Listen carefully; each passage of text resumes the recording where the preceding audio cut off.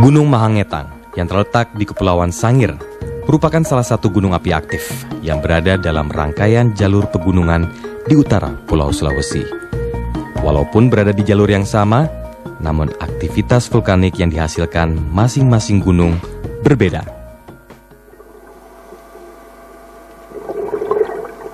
Demikian pula dengan yang berada di bawah permukaan laut. Kegiatan vulkanik ditandai dengan beberapa ciri, diantaranya keluarnya lava yang membentuk kerucut ataupun munculnya gas lufatara di antara rekahan-rekahan batuan.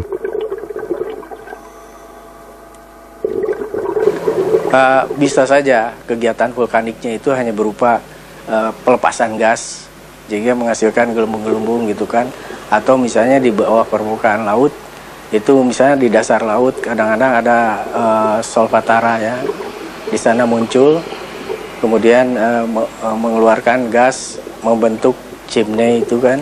Nah itu bisa terbentuk di dasar-dasar laut. Hasil letusan itu biasanya kan kalau vulkanik itu atau gunung api itu ada lava ya, keluar lava atau piroklastik ya, atau material lepas lah ya, material lepas yang disemburkan pada saat letusan. Nah itu kan mengendap di sekitar kawahnya dan membentuk kerucut yang kita kenal dengan stratovolcano itu perlapisan. Nah itu perlapisan terutama lava itu akan memang membentuk, kadang-kadang dia kolom-kolom gitu kan, itu kita katakan columnar joint ya, kekar meniang gitu atau kekar meniang. Jadi seperti kolom-kolom gitu kan pada lava itu. Kegiatan vulkanik yang di dasar laut itu yaitu tergantung dari, kalau dia kegiatannya intensif sekali gitu kan, dia akan terus-terusan mengeluarkan material kan, diletuskan material dan numpuk terus. Seperti halnya Krakatau kan, sejak tahun 1929 dia muncul di permukaan dan tumbuh terus, sehingga sekarang ini udah tumbuh sampai hampir 300 lebih tinggi anak Krakatau itu. Nah sama juga gunung-gunung api yang di laut lah ya, yang kita sebutkan pulau gunung api lah gitu ya, muncul di laut-laut itu, yaitu ada yang kalau dia intensif dia akan bergerak terus, tumbuh terus dan muncul di permukaan menjadi gunung api di atas permukaan laut gitu kan. Tetapi kalau kurang aktif dia akan di bawah permukaan aja terus gitu kan. Dengan adanya aktivitas vulkanik yang ada di sekitar gunung api bawah laut Mahangetang, ternyata sedikit banyak tidak berpengaruh pada kehidupan organisme maupun mikroorganisme yang hidup di sekitarnya, dikarenakan adanya pergerakan massa arus yang terjadi secara kontinu di perairan wilayah timur Indonesia. Hal ini dikemukakan oleh Profesor Yani Kusen, seorang ahli biologi kelautan dari Universitas Samratulangi, Manado. Kenapa aktif? Karena ya dari monitoring instansi terkait dan ke lapangan juga kami beberapa kali ke sana, airnya memang nggak aneh, agak hangat, makin ke dalam makin tinggi suhunya, karena memang dia lagi aktif. Nah, kemudian dari letak geografis itu di gugusan Indonesia Timur, kenapa biota di sana sumber daya hayati cukup tinggi, bukan hanya di sana saja.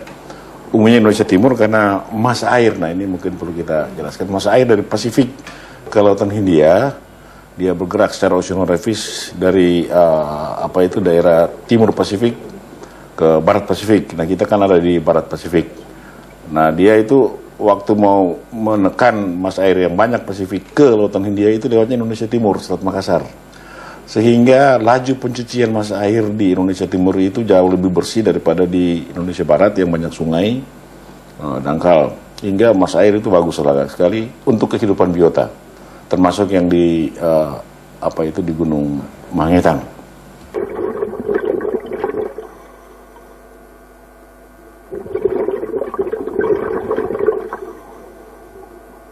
Memang daerah Kepulauan Sangir Talaut dan Sitaro termasuk di situ itu memang daerah-daerah produktif ikan pelagis.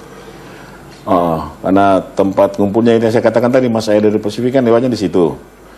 Sehingga ikan-ikan pelagis ekonomis penting, tuna, cakalang, semua itu dia cari makannya di sana. Ikan-ikan ini kan sekalipun dia bukan ikan tepi pantai, tapi orientasi makannya di pantai, sehingga kita sebut ikan-ikan yang coastal oriented. Sehingga daerah pesisir pantai termasuk daerah Gunung Merapi itu terumbu karang itu nggak bisa terganggu. Sekali terganggu ikan-ikan ini hilang tempat cari makan gitu ya, feeding groundnya hilang. Jadi coastal itu wilayah pesisir itu daerah feeding ground ikan-ikan pelagis penting ya, ikan penjelajah. Nah, tempatnya itu di Indonesia Timur memang ngumpulnya, karena umumnya dia bergerak dari bagian tengah Pasifik mengikuti arus, dia berenangnya ke arah barat Pasifik. Nah, di kita sini, nah ada yang ke atas ke Filipina atau ke Jepang di bawah arus Kuroshio, ya, arus hangat yang sangat terkenal. Tapi banyaknya ngumpul di sini, sekalipun kadang-kadang kita repot orang dari luar nyuri ikan di Indonesia Timur triliunan per tahun, tapi nggak habis-habis karena pola oceanografis dan pola ruaya ikan-ikan itu seperti itu sepanjang. Nah ini yang paling penting kita highlight di sini, kondisi coastal itu tidak terganggu. Dari letak geografis itu di gugusan Indonesia Timur, kenapa biota di sana sumber daya hayati cukup tinggi, bukan hanya di sana saja. Ada di beberapa tempat di dasar laut yang kita istilahkan dengan vent,